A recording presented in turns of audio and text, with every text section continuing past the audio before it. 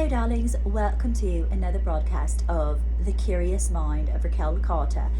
I am your favorite mermaid mystic, and today I have my crystals. These are the selected ones for the reading today, and today's video is going to be all about Brad Pitt and Angelina Jolie. Now I want you to remember that energy always shifts, energy always changes. All of these readings are for entertainment purposes only. They are not facts, nor my opinions, merely what I'm receiving and picking up from the psychic realm. Immediately upon doing this, getting myself ready, immediately I'm hearing like fighting, arguing, just complete and utter destructive environment. I'm seeing Angelina when she was, because for some reason I'm seeing, it's taking me back to when Angelina was, because I'm seeing like, you know, like when you see like dolphins going in and out of the water, and they're like kind of almost skipping waves or whatever. And I love that because Spirit is always giving me metaphors because I'm a beautiful little mermaid, you know. And I receive those metaphors in that way all the time. And what that's telling me is that upon Angelina falling into the arms of Bradley, we'll call him Bradley, on the set of, because I do remember and recall this way back in the day, wasn't that where they met was on the set of Mr. and Mrs. Smith, I do believe. And I'm feeling very much like a call that she is one that completely and utterly, I'm hearing disrupts relationships. Now, this sounds sort of terrible, but I'm just going off of what energetically I can feel in Angelina's energy. And her energy is telling me she wanted to disrupt that relationship. It was almost because I literally see a target on Brad Pitt's head, because I can see Angelina looking from the perspective, from an outsider's perspective, looking in. And when she realized that she was presented with this particular role as Mrs. Smith, she immediately, because I'm feeling like takedown, I immediately feel as though she was absolutely determined, whether or not she knew that she could infiltrate that relationship because she knew he was married. And I do believe the thing that rang true to me, because I'm in her energy and she's saying like her seeing, just whether it was at the convenience store or whether it was at the local Target or the local shopping center or whatever, she would always see on this particular, like those rags, you know, like that Jennifer Aniston was the girl next door. She was a sweetheart. And this, for whatever reason, and I don't, let me see what I can feel. There's something that absolutely aggravated Angelina about this. Do people call her Ange? Like, because I feel like I keep hearing like don't call me Angelina. That's like my like fancy name or something, like Ange. But she did not like that. That really rubbed her the wrong way. And it wasn't because she necessarily didn't like Jennifer Aniston. It was absolutely that it represented something about that she lacked within herself, that she wanted to like psychologically destroy it, if that makes any sense. And I'm seeing that when she realized Brad Pitt was going to be in this position, like she was really gangbusters, like really hoping that he took the role, because I do feel as though she was asked to be in this particular role before he was presented with the role, like whether he would take it or not. And I feel in his energy he was very enticed, like because he had heard too, like, is she gonna take to me, or like how's this going to go? And I'm hearing the word vindictive, like she literally did things, but she doesn't see herself this way. Do you understand, darling? She doesn't see herself in this way of like just being this, because I'm hearing carnal desire. Like she has this element of like, she's very in touch with her dark side. And she's almost as if like pushing this thing of this narrative of be in touch with your dark side. There's nothing wrong with the dark side as long as you know how to control it and manipulate it. Now, whereas there's a fine line, because I'm seeing a very thin, like it's almost like a hairline, you know, like a very thin line where, you know, you can cross over it, like the boundaries, you can cross over it very, very easily. Whereas like she teeters on that. And there's this reason for her doing that is because it's based in trauma. It's very much based in trauma, because I'm seeing vulnerability and I'm seeing abandonment. She has massive issues. One very much coming up, because see how strong my energy is, and see how strong and like valiant, like the back of my throat feels very aggressive. Like I want you to understand me. You must understand me. Like I'm not a bad person. I'm a humanitarian, and I literally love so many people, but there's this arrogance and this sophistication and this sense of like I'm untouchable, but it's because she has this literal cape. It's an invisible cape around her that is, she will not be vulnerable. And okay, so now I'm hearing breast. This stems from her feeling abandoned when her mother passed, because I do believe her mother passed. Did she not? Did she have an illness? Like I'm feeling like breast cancer. Because didn't Angelina have her breast removed, or she had mastectomies? I'm not quite sure, but I'm thinking that that's the case. And there was a moment there, because I'm hearing eclipse,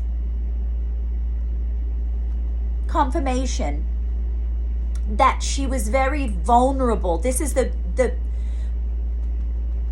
confirmation again. This is when the masks started to fall, and this is when, and so I feel like I'm seeing like a drowning victim in the water, in the ocean, and Brad is rapidly attempting to come and save her.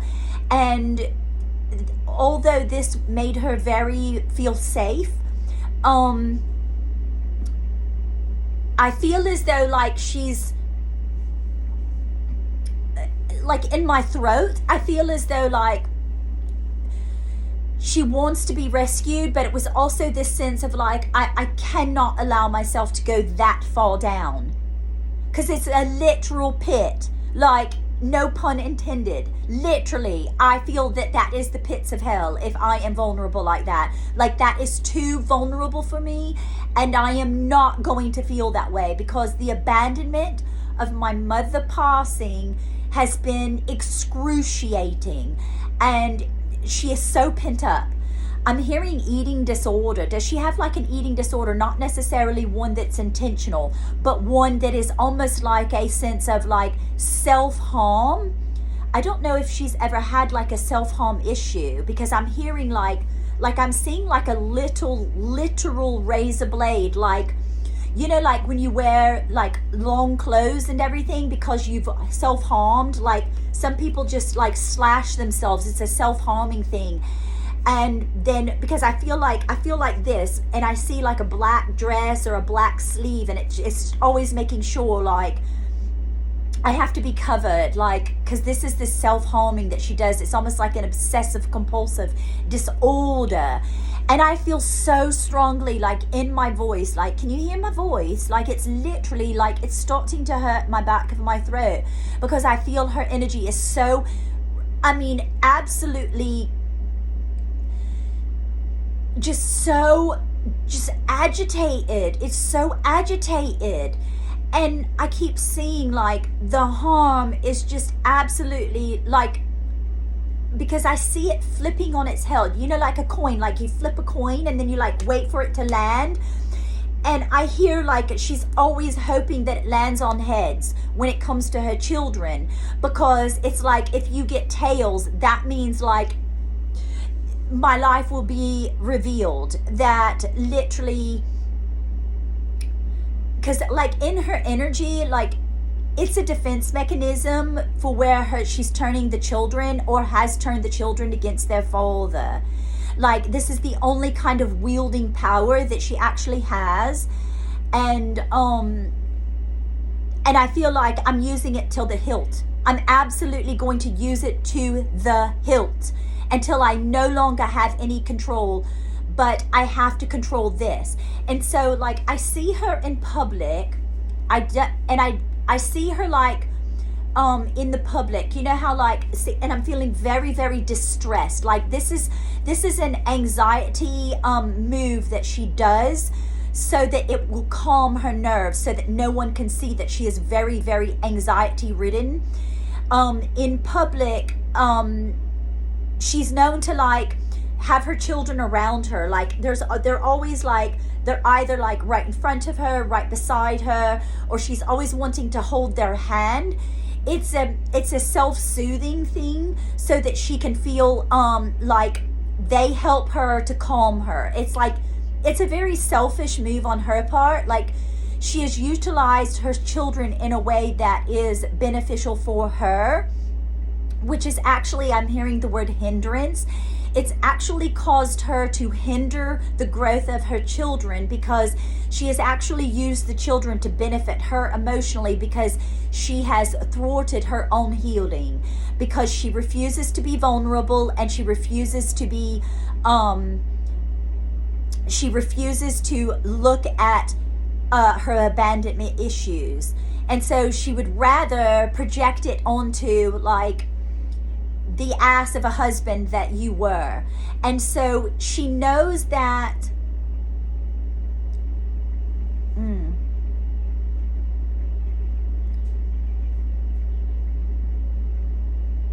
there's this defeatism that I feel as though like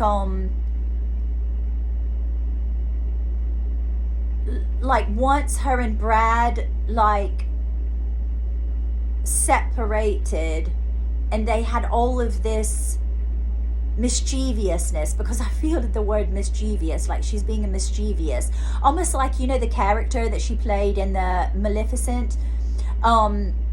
There's this way that she turns on this character that is this is it audacious? It's sort of like this, almost like this, like I'll wield you into exactly what I want, and I always get what I want. She's a very dominating force. Like I actually enjoy her energy, that in that sense of power that she's got, but she has so overcompensated it with the lack of softness. And this is again, while you would never see her in the color like a soft pink, she looks at that like weak. This is why she wears dominating dark colors, because it makes her feel in her power. Because clothes actually, and she does believe this too, like actually the clothes and the colors that you wear, the way that you decorate your home, the way that you, like even probably all of her vehicles are black tinted windows, like really dark, like it's a dark force, but it's really a persona. It's like a character she's created. Because at the heart of the matter, because I feel like if anyone ever saw my heart, you know, like my mom saw my heart, my mom knew my heart, that I was a lovely, lovely girl, you know. But time, why do I feel like that? Time has a way of hardening you. Time has a way of hardening you.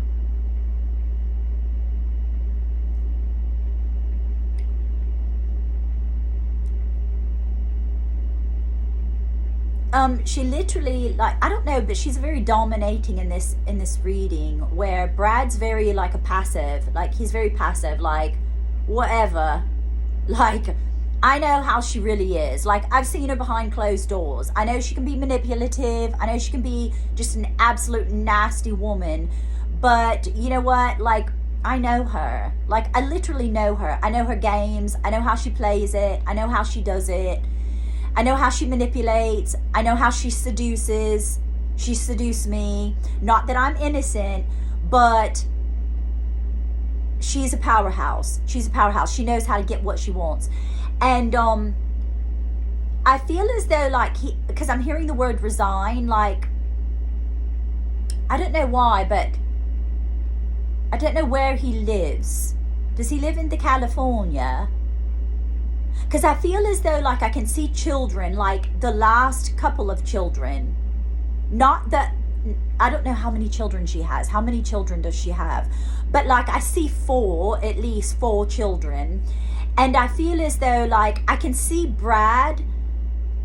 For some reason, I want to call him Bradley. I want to see Brad.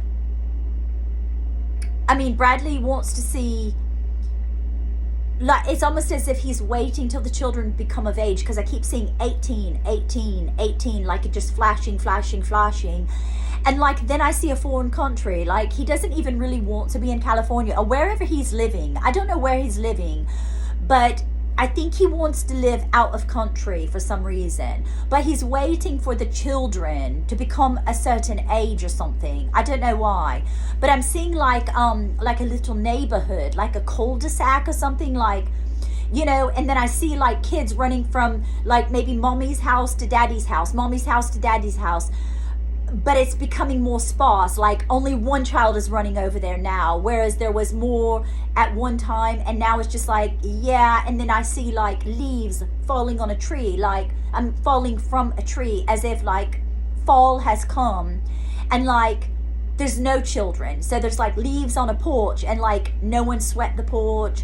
They're not gone, like, as if it's not happening anymore. And when it does no longer, then I'm not tied to this place anymore. Something, for some reason, I don't know why I'm getting that.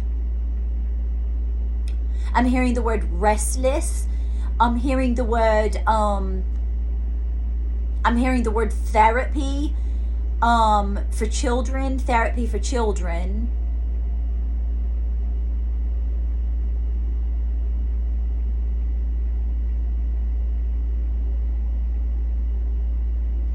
It's almost as if, because I'm hearing, like, and I'm hearing Angelina come in back into the picture.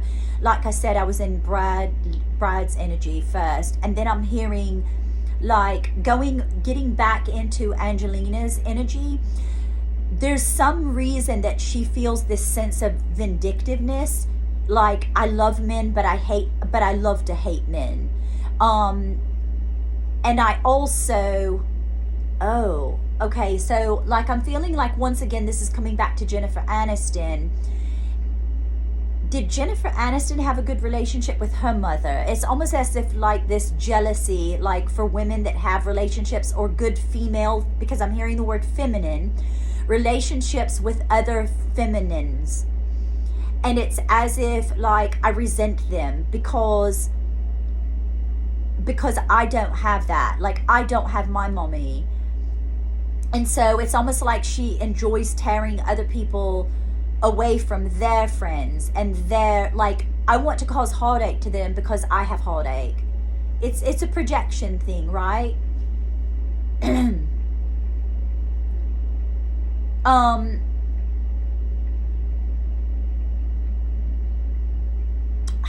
don't know why I'm getting this as well. Like, I don't know why Johnny Depp's coming into the picture.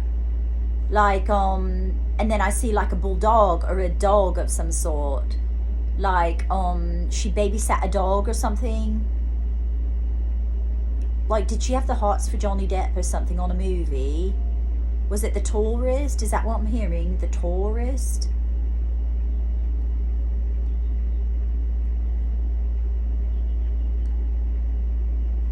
I don't know. Like, I feel as though, like, the sexual energy between Johnny Depp and Angelina is that, like, almost as if, like, there was this kind of, like, flirtatiousness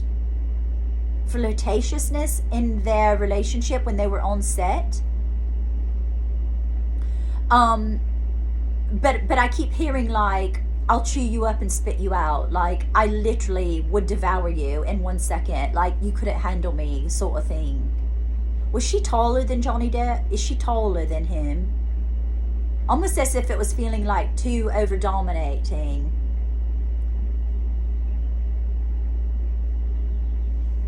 Cause I see like, you know, like I see like Johnny Depp and her in like a sexual kind of situation. And I see like, you know how like if you're dominating someone in bed or whatever and they're on the top and then you flip them around and like you're on the top because you're like gonna dominate them in the bed. This is what I see with them. I don't know why. Did she step out with Johnny Depp? Did they both step out of the marriages at that time? I don't know. Because I'm feeling as though like it's a very flirtatious in the sense that, but also like realizing, oh, I would never have more than one night of this woman because she's just too much, you know? And it's almost like that the hating of men, but the loving of men as well. Like, I love to hate them. And I keep feeling like, and I don't think I said this before prior, but I feel as though, was her mother like kind of psychologically abused by the father?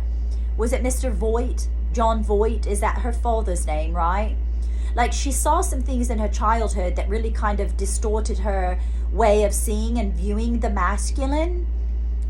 And now she holds this. It's almost like a candle. Like, I'm holding this flame of how I see that men can be to women, but I also love men too. You know, there's this sense of, because I feel like hormones I feel her energy has these overriding sense of hormones, like this dominating force. Like, I'm going to learn to like absolutely control you men, and I'm going to seductively do it because no man can, I mean, literally she feels this way, no man can deny me. Like, I'm a force to be reckoned with, darlings. Like, you all want a part of me and you cannot deny it once I'm in your vicinity, and I'll prove it to you every time. So it's almost like I see her like holding men like in her hand, like in the palm of her hand, like you're mush, and then I'm going to destroy you, like let go and destroy you.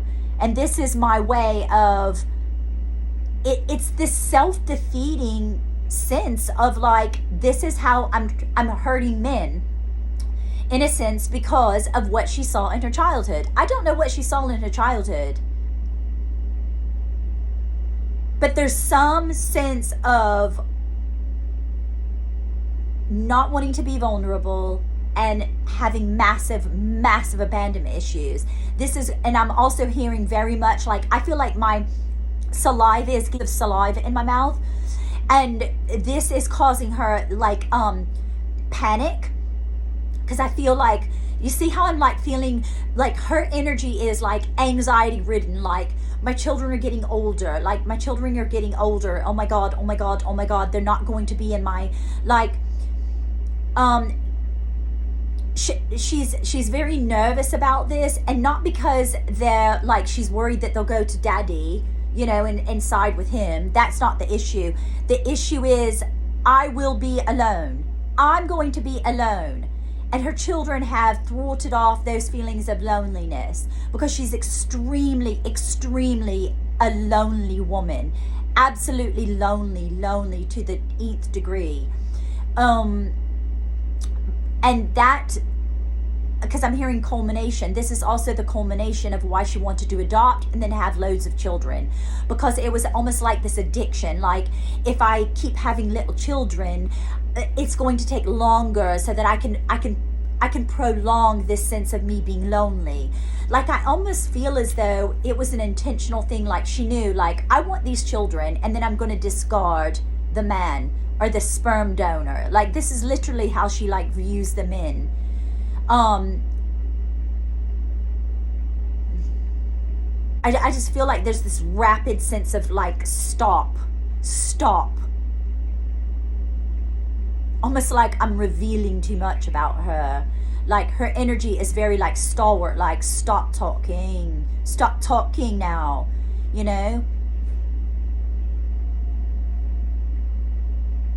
Okay, so like I'm feeling very negative energy, like really almost like witchcraft energy coming in, like stop doing this, like I'm going to hex you if you don't stop doing this.